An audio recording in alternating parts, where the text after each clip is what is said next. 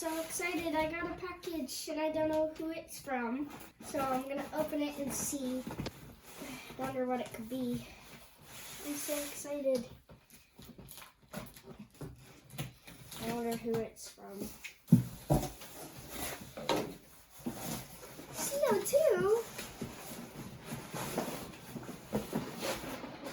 Cool. Thank you, Stronghold Games. I'm gonna go and learn how to play it, and I'm probably gonna ask my brother. I'll be right back. In CO2 Second Chance, each player is the CEO of an energy company responding to the government's request for new green power plants.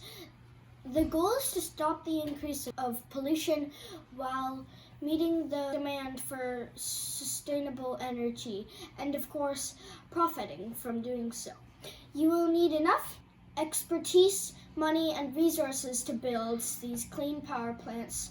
Energy summits will promote global awareness and allow companies to share a little of their expertise while learning still more from others. If the pollution isn't stopped, it's game over for all of us. How do they come up with these crazy storylines? Just kidding. Sound familiar? I'm playing with my brother Toby, who is a game expert. We play a lot of board games at our house, and Toby always reads the instructions and tells the rest of us how to play. He's the alpha player, but says not to call him that because it sounds dorky. He would only be in the video if we donated to his favorite charity, Stand Earth. The game is really beautifully designed with lots of cute little wooden meeples. The game is cooperative, which means everyone works together to try to win. It's a style of game I really like, and not just because I hate losing, because I'm the youngest either. When you start, all the little pieces look intimidating. Just lay the board out like it explains in the book. Each time lasts 4 decades, and each decade contains 5 phases. If any of the decades ends with 0 victory points, the game is over. There are nice bits of climate knowledge in the instructions. Okay, here we go.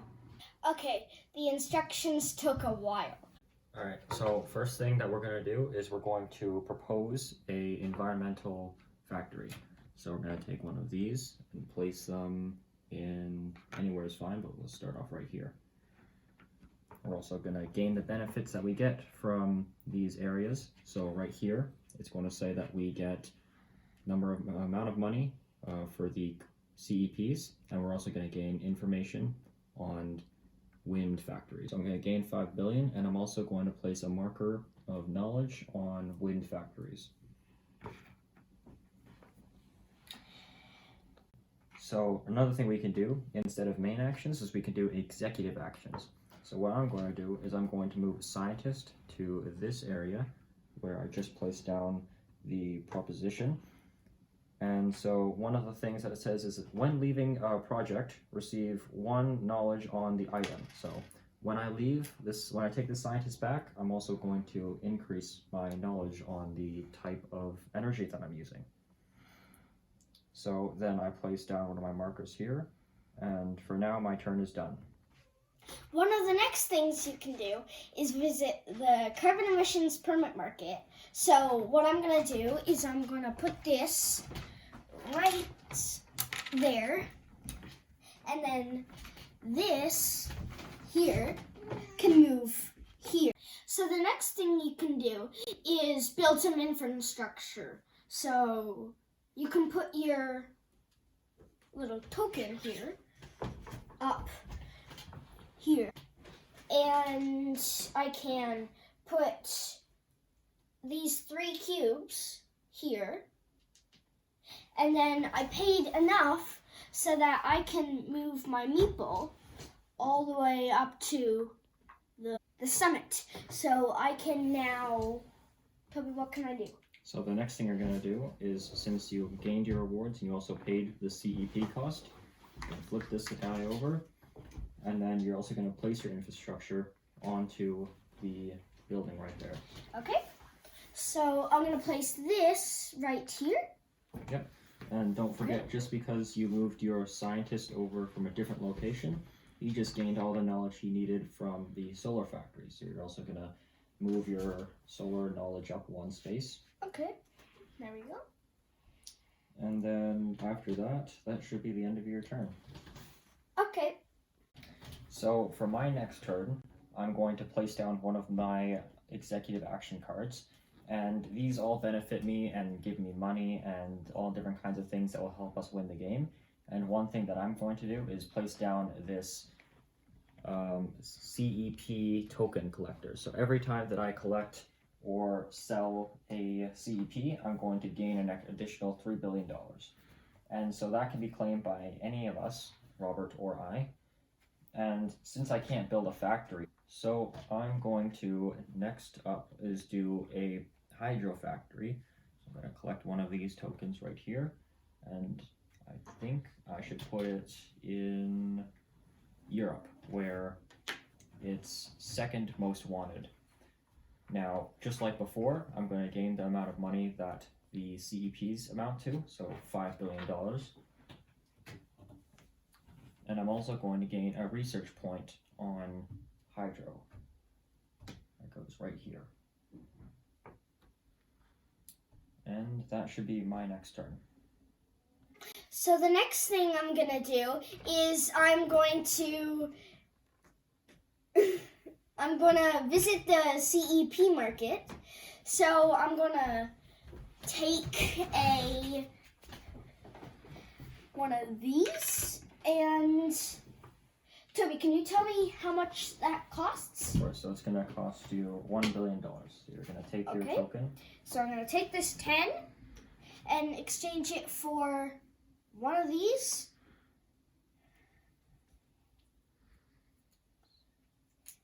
And then another one of these. So I have $10, and I'm going to exchange another one of these dollars in there. So now I have another one of these.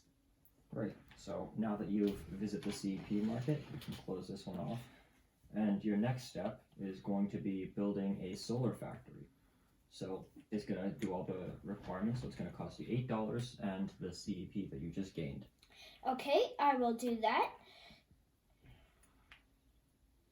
So this is $8 in my hand, and I'm going to put this back to the CEP market, and I am going to return this.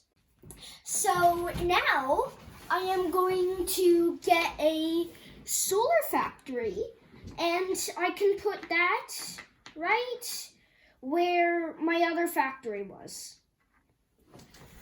Right, and so because you just did the solar factory, you're going to get 10 points to our initial goal. Okay. Move up to here. Great. And that is going to be your final turn. Okay.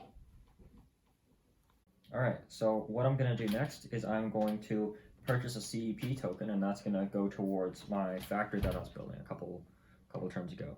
So because I purchased one from over here, it's going to cost me $2 billion, but at the same time the price is going to go up. So,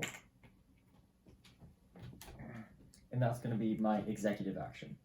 Now my next turn is going to be building the actual power plant for it. So for the wind factory, it's going to cost me $9, one of the CEP tokens that I just collected, and then 2 pieces of technology. So we pay all those.